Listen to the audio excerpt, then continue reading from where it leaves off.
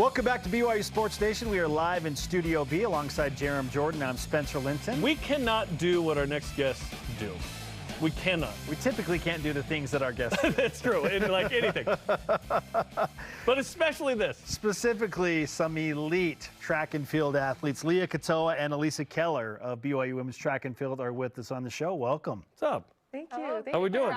Coordinated? You look good? Yes, as always. It's a comfortable hoodie, right? Oh, yes. It's Our very favorite one. comfortable. Very, It's very a little nice. hot with it outside, how hot it is outside. I know, but for the TV, it looks great. Right? Yeah, you can change it. Yeah. So based on the track record, no pun intended, Come on. of what BYU Track and Field has done on the men's and the women's side specifically, we shouldn't be surprised that you have a great team again. So this is a question for both of you, but how would you sum up how the season has gone thus far? Leah, we'll start with you. It's gone really well. I feel like all of my teammates have worked really hard, and we've got some really good marks that have got multiple of us on the top 10 board, which has been really cool. And so I'm just excited to see how we finish the season. I love seeing the Track and Field Twitter account, just top 10, Leah Katoa, hammer, or whatever. Like, Yes. It's happening every weekend. What is that like for you guys to kind of have that kind of success?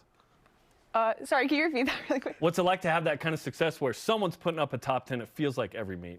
Honestly, it's really exciting. Like, we all work really hard for it, especially like javelin throwers too. Like, we are like practicing 9 months. Like, we don't get an indoor season. So it's definitely really exciting once we start hitting those marks. That's true. I've never thought about it. There's no javelin indoor. There isn't. Hammer and discus indoor? There's like a indoor version of hammer, which is called the weight throw.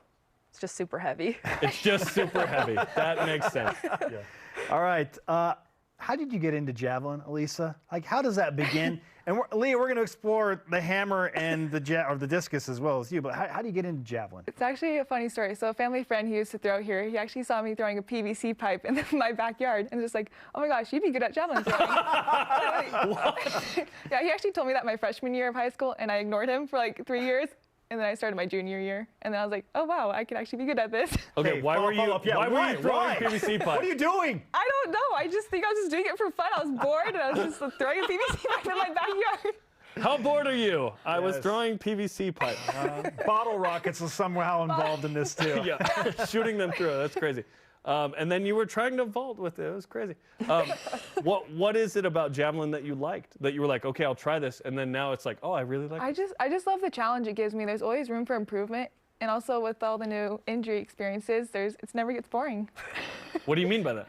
There's just always new injuries that you're going to experience with javelins, either your back, your arm, your shoulder, your everything. Oh my God. Javelin is wild, right? It is. And it's a good Book of Mormon reference too with javelin. It is. That's what I like to use. Right? Yeah. Right? Tian comes, shout out. Okay, hammer and discus. What was Yes. it about that you loved?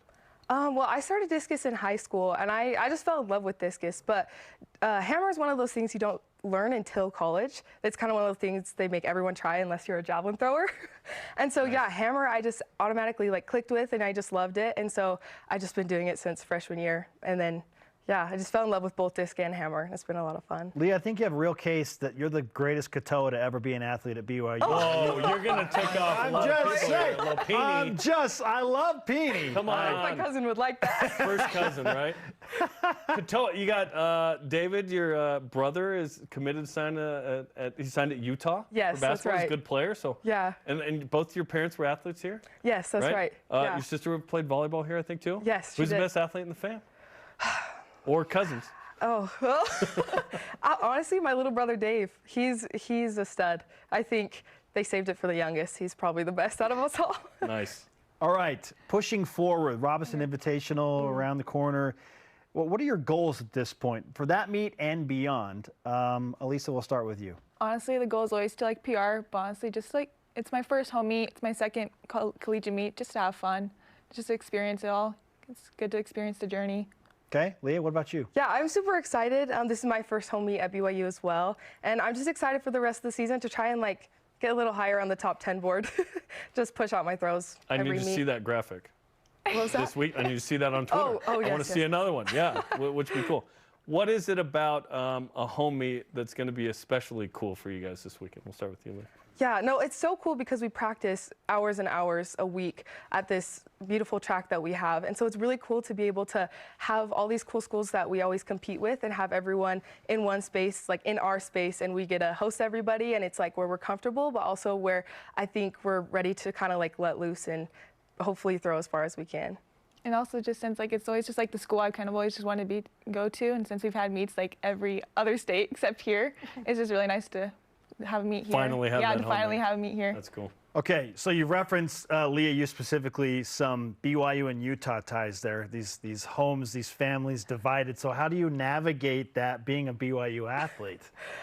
It's honestly funny. So 5 out of 7 of my siblings have been college athletes. And so in my home, my parents always have loved BYU because that's where they went to school. So of course they loved it. But it was honestly whatever child was at what school that's what we were fans of. And then my parents, if they could, they would have half Utah, half BYU. So that's kind of how we, whoever's playing that day, that's who they're rooting for. Oh, emotionally, that is so.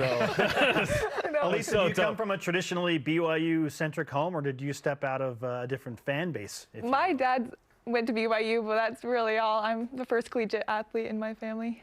What's that been like for you to kind of pave the way there? It's a little nerve-wracking because I'm the first one, but it's also really exciting just to be an example to my siblings and be like, oh, BYU is a really good school, especially for sports. It all Yes, it began is. with a simple PVC pipe PVC toss in pipe in the backyard. And now look at you making top 10 lists. We can all Literally. we can all visualize that so perfectly. By the way, for me, it was like trying to like high jump onto the trampoline as a kid. That was like exciting and fun. Okay, school.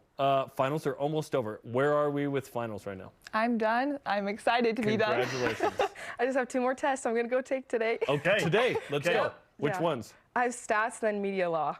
Media law sounds hard. So does stats. Okay, good luck in that. Yes, Thank you. some I'll need BYU it. Sports Nation karma for that to Good you. luck. We send you Yes, the good best luck. of Thank you. luck. I'll need it. What's better, at least since you've done it, walking out of the last final in a semester or seeing your name on a top 10 list? Ooh, good question. Oh, seeing my name on the top 10 list. Okay, yeah.